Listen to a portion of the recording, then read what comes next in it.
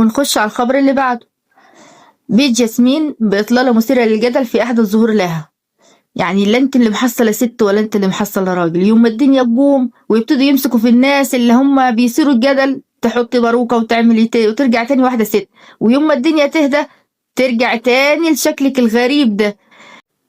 إذا كنت انت ولا عبد الرحمن اللي كان الخبر اللي قبله عامل واحدة ست، انتوا من علامات الساعة، وربنا يرحمنا برحمته من الأشكال اللي زيكم بصراحة. اللي بعد الخبر اللي بعديه عن الأستاذ اللي كان مكسر النيش لمراته لأنها رفضت تدي طبق لأمه، طلبت منها طبق من النيش تاكل فيه. لو عاوزين تشوفوا الفيديو وهو بيكسر النيش، أنا عاملة حلقة عن الموضوع ده في القناة، حلقة جامدة يعني اتفرجوا عليها. بس رأيي الشخصي إن هو ما نصفكيش ولا حاجة يا حاج. هي بتقول ابني حبيبي نصفني وكسر لها النيش وأنا فرحانة بيه وعرفت أربي وربنا ما يحرمني منك وكل الكلام ده. لا، ابنك لو عايز ينصفك صحيح كان جاب لك حاجه من جيبه، كان جاب لك طقم بحاله من جيبه، مش يكسر النيش اللي حماه جايب.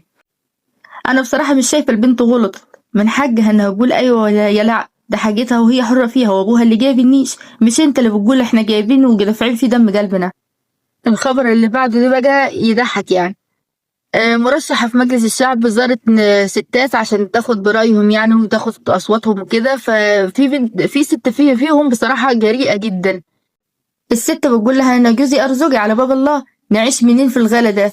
راحت المرشحة قالت لها احنا جايين هنا مش عشان نحل مشاكل الدولة، احنا جايين نرصف لكم شارع، نعمل لكم مدرسة، بس ده اخرنا. بصراحة انا شفت الفيديو، الستات كانت في منتهى الجراءة، بتتكلم بحرية